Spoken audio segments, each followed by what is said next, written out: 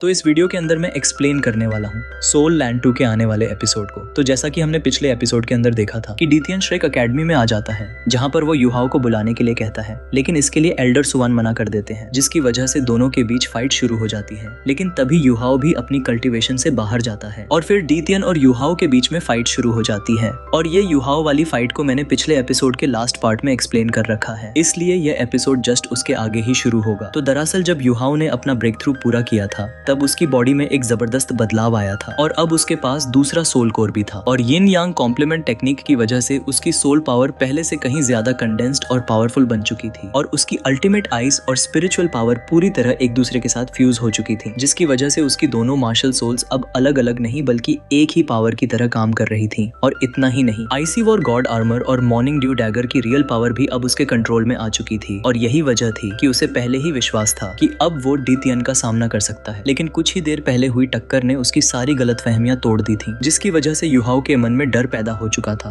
क्योंकि अब उसे एहसास हो चुका था कि बीस्ट गॉड को आखिर बीस्ट गॉड क्यों कहते हैं। और अगर डीथियन ने उस अटैक के बाद दूसरा अटैक कर दिया होता तो शायद उसकी मौत कंफर्म थी। हालांकि एल्डर सुवान लगातार उसके पास खड़े होकर डीथियन पर नजर रख रहे होते हैं, जिसकी वजह से डीथियन को दोबारा अटैक करने का मौका ही नहीं मिलता है। लेकिन फिर भी युहाओ समझ चुका था कि अभी भी उसकी और डीथियन की स्ट्रेंथ के बीच बहुत बड़ा अंतर है। जिसके बाद वो गहरी सांस लेते हुए मॉर्निंग ड्यू डैगर को ऊपर उठाता है और अपनी सोल पावर उसमें डालना शुरू कर देता है। और तभी अचानक बैटलफील्ड में एक बड़ा बदलाव आता है, क्योंकि डीथियन के अटैक्स की वजह से सन मून एम्पायर के दो बहुत बड़े सोल टूल डिप्लॉयमेंट एरियाज पूरी तरह डिस्ट्रॉय हो चुके थे। और अगले ही पल वहां से लाखों दर्द, नफरत और मौत की एनर्जी कलेक्टेड होकर आसमान में एक लंबा ब्लड रेड स्पीयर बनाना शुरू कर देती है, जिसे देखकर युहाओ और डीथियन दोनों हैरान रह जाते हैं, क्योंकि वो स्पीयर सीधे डीथियन को टारगेट कर रहा था। तो दूसरी तरफ सन मून एम्पायर के मैन कैंप में छिपी जूजी ये सब देख रही होती है, और जैसे ही उसे मौका दिखाई देता है तो वो कोल्ड आवाज में ऑर्डर देती है कि fire phoenix soul engineer legion attack करो। जो सुनते ही पूरे बैटलफील्ड में रेड लाइट्स की अनगिनत रेज आसमान की तरफ उड़ने लगती हैं और कुछ ही पलों में वे सभी मिलकर एक डिस्ट्रक्टिव अटैक में बदल जाती हैं, जो सीधे डीथियन की ओर बढ़ता है। जो देखकर श्रेक एकेडमी के सभी एक्सपर्ट्स दंग रह जाते हैं, क्योंकि किसी ने भी नहीं सोचा था कि सन मून एम्पायर खुद बीस्ट गॉड पर अटैक करने की हिम्मत करेगा। लेकिन उन्हें नहीं पता था कि जूजी ऐसा एम्पायर के लिए नहीं बल्कि युहाओ के लिए कर रही थी, क्योंकि युहाओ को खतरे में देखकर उसके दिल में दबी हुई फीलिंग फिर से जाग चुकी थी। और जब उसने डीथियन को युहाओ पर सोर्ड चलाते हुए देखा था तो उसे ऐसा महसूस हुआ था जैसे उसका दिल रुक सा गया हो। इसलिए इस बार उसने बिना किसी हिचकिचाहट के अटैक करने का फैसला कर लिया था। हालांकि किसी को भी उसके असली इरादों का अंदाजा नहीं था, क्योंकि बाहर से देखने पर ऐसा लग रहा था जैसे सन मून एम्पायर और होली गोस्ट चर्च मिलकर बीस्ट गॉड को जान से मारने की कोशिश कर रहे हो। तो उधर डीथियन भी कुछ पल के लिए उलझन में पड़ जाता है, क्योंकि वो युहाओ को मार नहीं सकता था, लेकिन पकड़ना भी आसान नहीं था, क्योंकि एल्डर सुवान और श्रेक एकेडमी के बाकी एक्सपर्ट्स लगातार उसके सामने खड़े थे। और अब युहाओ खुद भी इतना पावरफुल बन चुका था कि वो आसानी से भाग सकता था। और इसी सोच में डूबा हुआ डीथियन अचानक सन मून एम्पायर के अटैक का सामना करता है और वो अपने बहुत बड़े पाम को आगे बढ़ाता है और एक ब्लैक ड्रैगन स्केल जैसी शील्ड बनाकर उस अटैक को रोकने की कोशिश करता है। लेकिन अगले ही पल उसके चेहरे पर हैरानी छा जाती है, क्योंकि वो शील्ड उन अटैक्स को पूरी तरह रोक नहीं पाती है, जो देखकर डीथियन तुरंत अपनी जगह से हट जाता है। और अगले ही पल बहुत सारी डिस्ट्रक्टिव रेज उस जगह को चीर देती है जहाँ वो कुछ सेकंड पहले खड़ा था, जो देखकर पहली बार बीस्ट गॉड के चेहरे पर सीरियसनेस दिखाई देती है, क्योंकि उसे एहसास हो चुका था कि ह्यूमंस के सोल टूल्स अब उस लेवल तक पहुंच चुके हैं जहां वे उसके लिए भी खतरा बन सकते हैं। और यही बात उसके मन में ग्रेट स्टार डू फॉरेस्ट के फ्यूचर को लेकर चिंता पैदा कर देती है, क्योंकि अगर ह्यूमन ऐसी पावर लगातार बढ़ाते रहे तो एक दिन पूरा ग्रेट स्टार डू फॉरेस्ट खतरे में पड़ सकता था।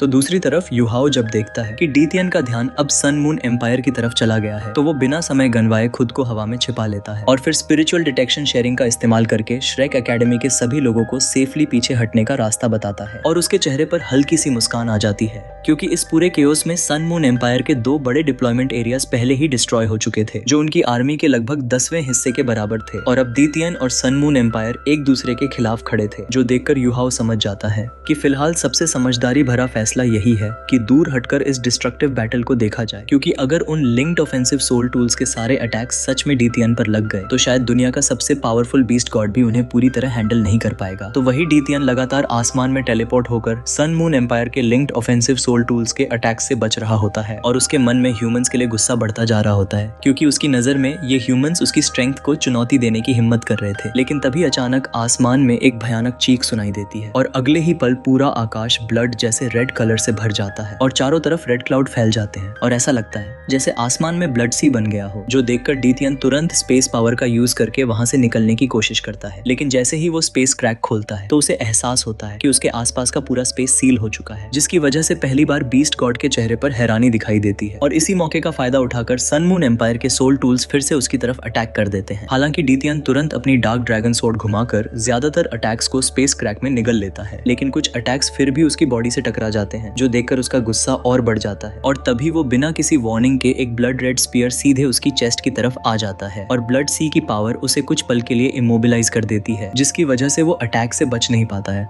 और अगले ही पल वो स्पीयर उसकी चेस्ट में धंस जाता है, जो देखकर पूरा बैटलफील्ड हिल जाता है, क्योंकि आज तक किसी ने बीस्ट गॉड को घायल होते नहीं देखा था। तो दूसरी तरफ डीथियन दर्द से जोरदार रोर करता है और अपनी स्वॉर्ड घुमाकर उस स्पीयर को 2 टुकड़ों में काट देता है। लेकिन स्पीयर का एक हिस्सा उसकी बॉडी के अंदर घुस जाता है और हजारों बदले की स्पिरिट्स की चीखें पूरे आसमान में गूंजने लगती हैं। तो दरअसल होली गोस्ट चर्च ने अनगिनत मरे हुए सोल्जर्स की रिजेंटमेंट और वेंजेंस स्पिरिट्स को उस स्पीयर के अंदर सील कर दिया था और अब वही पावर डीथियन की बॉडी को अंदर से डिस्ट्रॉय करने की कोशिश कर रही थी। लेकिन इसके बाद भी डीथियन गुस्से से सन मून एम्पायर की तरफ स्वॉर्ड चलाता है, जिसकी वजह से उनके कैंप का प्रोटेक्टिव बैरियर तक टूटने लगता है और जोंगलिबू समेत कई इविल सोल मास्टर्स खून की उल्टी कर देते हैं। लेकिन इसके बावजूद डीथियन ज्यादा देर वहां नहीं रुकता है और वो एक और स्पेस क्रैक बनाता है और ग्रेट स्टारडू फॉरेस्ट की तरफ गायब हो जाता है, जो देखकर जोंगलिबू के चेहरे पर लालच भरी मुस्कान आ जाती है और वो कहता है कि डीथियन बुरी तरह घायल हो चुका है और आज उसे खत्म करने का सबसे अच्छा मौका है। जो सुनकर होली गोस्ट चर्च के सभी इविल सोल मास्टर्स उसके पीछे ग्रेट स्टारडू फॉरेस्ट की तरफ निकल जाते हैं, क्योंकि अगर वो बीस्ट गॉड को मारने में सफल हो जाता है तो होली गोस्ट चर्च पूरी दुनिया में सबसे पावरफुल बन सकता था। तो दूसरी तरफ ये देखकर यूहाओ, एल्डर सुवान और बाकी सभी लोग आखिरकार राहत की सांस लेते हैं, क्योंकि फिलहाल के लिए सबसे बड़ा खतरा टल चुका था।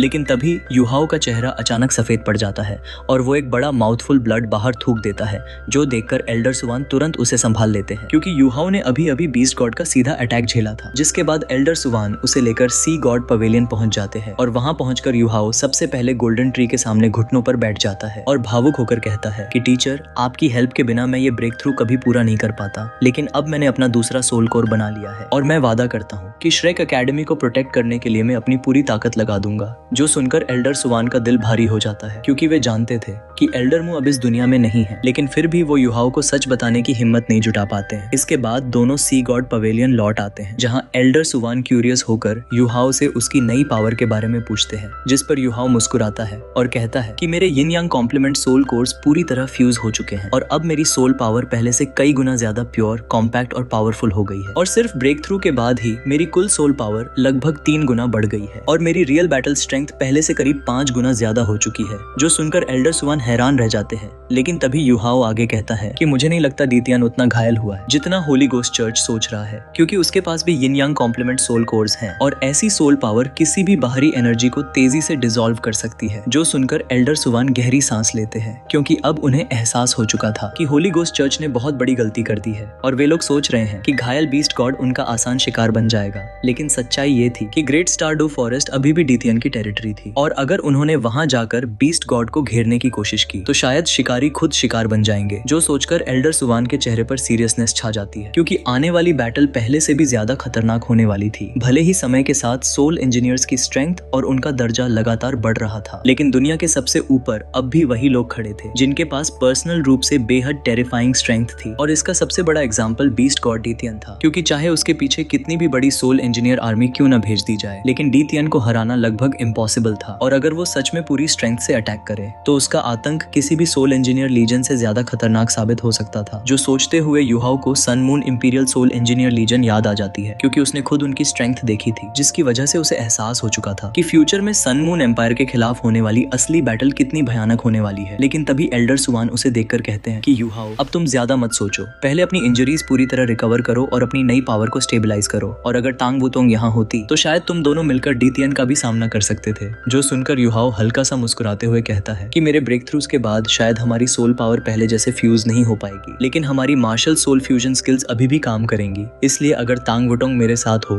तो हम दोनों अपनी प्रोटेक्शन जरूर कर सकते हैं। लेकिन तभी एल्डर सुवान पूछते हैं कि वो लड़की कहाँ गई है और इतने इंपॉर्टेंट समय पर वो तुम्हारे साथ क्यों नहीं है, जिस पर युहाओ कहता है कि मैंने उसे डीक्यूलिंग एम्पायर भेजा है ताकि वो उन्हें श्रेक सिटी में अपनी आर्मी भेजने से रोकने की कोशिश कर सके। जो सुनकर एल्डर सुवान गहरी सांस लेते हुए कहते हैं कि मुझे पता है कि तुम क्या सोच रहे हो, लेकिन एकेडमी इतना बड़ा रिस्क नहीं ले सकती है, क्योंकि अगर हम एक बार भी असफल हुए तो श्रेक एकेडमी का एग्जिस्टेंस खतरे में पड़ जाएगा। इसलिए हमें सबसे पहले एकेडमी की सर्वाइवल के बारे में सोचना होगा। इसके बाद वे सीरियस होकर कहते हैं कि तुम्हारी वजह से हमने सन मून एम्पायर को काफी नुकसान पहुंचाया है, लेकिन साथ ही हमने उनकी असली मिलिट्री स्ट्रेंथ भी देख ली है। यहाँ तक कि डीतियन भी उनके कुछ अटैक्स को सीधे झेलने की हिम्मत नहीं कर पाया था। तो सोचो अगर हम उनसे सीधे फाइट करेंगे तो जीतने की कितनी पॉसिबिलिटी होगी। जो सुनकर युहाओ सिर झुकाकर कहता है कि मैं समझता हूँ, इसलिए मैं सिर्फ इतना कर सकता हूँ कि सिचुएशन को थोड़ा बेहतर बनाने की कोशिश करूँ, और जब मैं पूरी तरह रिकवर हो जाऊंगा तब मैं सन मून एम्पायर के मिलिट्री कैंप जाऊंगा। जो सुनकर एल्डर सुवान बिना ज्यादा सवाल पूछे मुस्कुरा देते हैं, क्योंकि उन्हें पहले ही अंदाजा हो चुका था कि युहाओ और वॉर गॉड एम्प्रेस जूजी के बीच एक अलग ही रिलेशनशिप है। जिसके बाद वे खुद युहाओ को सी गॉड पवेलियन के कमरे तक छोड़कर चले जाते हैं।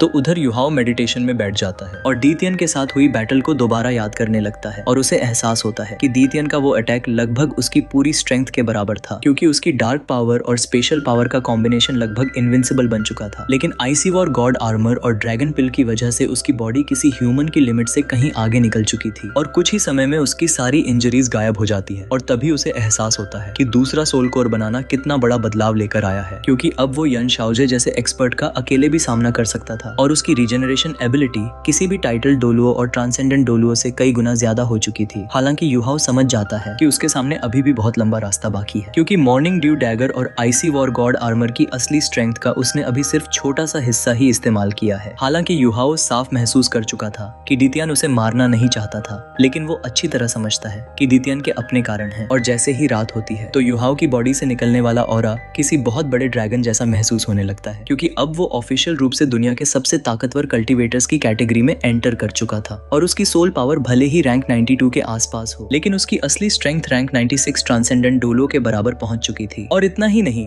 अब उसे उड़ने के लिए सोल स्किल्स की भी जरूरत नहीं थी, क्योंकि उसकी इच्छा ही उसकी ताकत बन चुकी थी। और जैसे ही वो सी गॉड पवेलियन से निकलकर रात के आसमान में उड़ता है तो उसका पूरा एग्जिस्टेंस डार्कनेस में मिलने लगता है, जो देखकर एल्डर सुवान मुस्कुराते हैं और मन ही मन एल्डर मुझसे कहते हैं कि मैंने आखिरकार तुम्हारे लिए एक योग्य सक्सेसर ढूंढ लिया है। तो उधर युहाओ स्टार्स से भरे आसमान में उड़ता रहता है, लेकिन इस बार हर चीज पहले से अलग महसूस हो रही होती है, क्योंकि अब उसकी समझ सिर्फ आंखों तक लिमिटेड नहीं रही थी। उसे ऐसा महसूस होता है जैसे दुनिया छोटे छोटे हिस्सों में बंट गई हो, और वो यूनिवर्सल लॉज को समझ सकता था जो इस दुनिया को चला रहे थे। यहाँ तक कि हवा के छोटे छोटे कण भी उसकी इच्छा के अनुसार बदल सकते थे, जिसकी वजह से उसे विश्वास हो जाता है कि एक दिन वो भी डीतियन की तरह स्पेशल पावर पर मास्टरी हासिल कर लेगा। और अब बिना किसी एफर्ट के सिर्फ अपनी इच्छा से हवा खुद उसकी बॉडी को आगे बढ़ाने लगती है, और अब उसकी स्पीड इतनी ज्यादा बढ़ चुकी थी कि वो महसूस करता है कि अगर वो अपनी लिमिट तक पहुंच जाए तो स्पेस को भी पार कर सकता है। जो महसूस करके उसे एहसास होता है कि बीस्ट गॉड के जैसे स्पेस को ट्रांसेंड करना उतना भी इम्पॉसिबल नहीं है, बस उसके पीछे की स्पीड और स्पेस के मिस्ट्री को समझने की जरूरत थी। और इसी के साथ उसे समझ आ जाता है कि उसका दूसरा सोल कोर उसके लिए इस दुनिया की सबसे ऊंची चोटी तक पहुंचने का डोर खोल चुका है। और इसी सोच में डूबा हुआ वो कुछ ही देर में सन मून एम्पायर के कैंप तक पहुंच जाता है, और अपनी इमिटेशन एबिलिटी की वजह से वो पूरी तरह हवा का ही हिस्सा बन जाता है। यहाँ तक कि कोई भी सोल टूल उसे डिटेक्ट नहीं कर पाता है, क्योंकि अब उसकी इमिटेशन सिर्फ नकल नहीं रह गई थी, बल्कि वो सच में किसी भी चीज में ट्रांसफॉर्म हो सकता था। तो वहीं नीचे दिन में हुई तबाही अब भी साफ दिखाई दे रही होती है, और पूरा एरिया वीरान पड़ा था, और वहाँ डार्कनेस और अल्टीमेट आइस की भयानक एनर्जी अब भी मौजूद थी, जिसके कारण वहाँ कोई भी लिविंग बीइंग सर्वाइव नहीं कर सकता था। जो देखकर युहाओ अपनी स्पिरिचुअल डिटेक्शन फैलाता है, और कुछ ही सेकंड में उसे जूजी मिल जाती है। तो उधर जूजी अपने टेंट के अंदर बैठी गहरी सोच में डूबी होती है, क्योंकि दिन में उसने अपनी आंखों से डीतियन को युहाओ पर सोर्ड चलाते हुए देखा था, जिसकी वजह से वो अब तक उसकी कंडीशन को लेकर परेशान थी। लेकिन तभी अचानक एक आवाज उसे सुनाई देती है जो कहती है कि क्या मैं अंदर आ सकता हूँ। जो सुनकर जूजी चौंक जाती है और तुरंत पूछती है कि तुम कौन हो। लेकिन अगले ही पल उसे एहसास होता है कि ये आवाज बाहर से नहीं बल्कि सीधे उसके माइंड में से आई थी, और तभी गार्ड्स अंदर घुस आते हैं,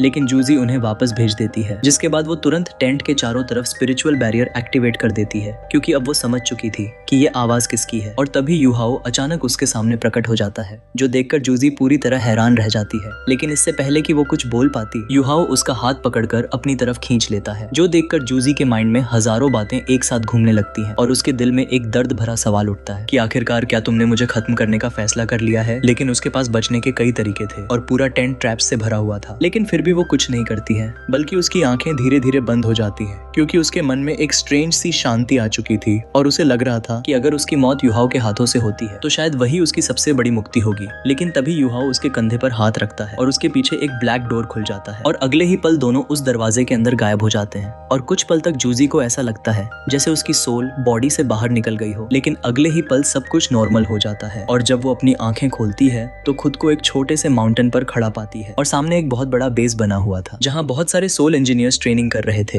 जिन्हें देखकर जूजी हैरान होकर पूछती है कि हम कहाँ हैं, जिस पर युहाओ मुस्कुराते हुए कहता है कि ये मेरी जगह है। जो सुनकर जूजी और ज्यादा उलझन में पड़ जाती है और तभी युहाओ थोड़ा शरारती अंदाज में कहता है कि क्या तुम्हें सच में लगता है कि मैं तुम्हें इस जगह का सीक्रेट बता दूंगा। जो सुनकर जूजी कहती है कि ठीक है, लेकिन तुम मुझे यहाँ क्यों लाए हो। जो सुनकर युहाओ हल्का सा हंसते हुए कहता है कि हम दोस्त हैं, मैंने बस तुम्हें गेस्ट बनाकर बुलाया है, क्या मैं ऐसा नहीं कर सकता हूँ। और फिर युहाओ आगे कहता है कि चलो साथ में चाय पीते हैं। जो सुनकर जूजी उसके पीछे पीछे चलने लगती है। लेकिन अब इसी के साथ ये एपिसोड तो यहीं पे खत्म हो जाता है। और हाँ भाई लोग, चैनल को सब्सक्राइब जरूर से कर देना।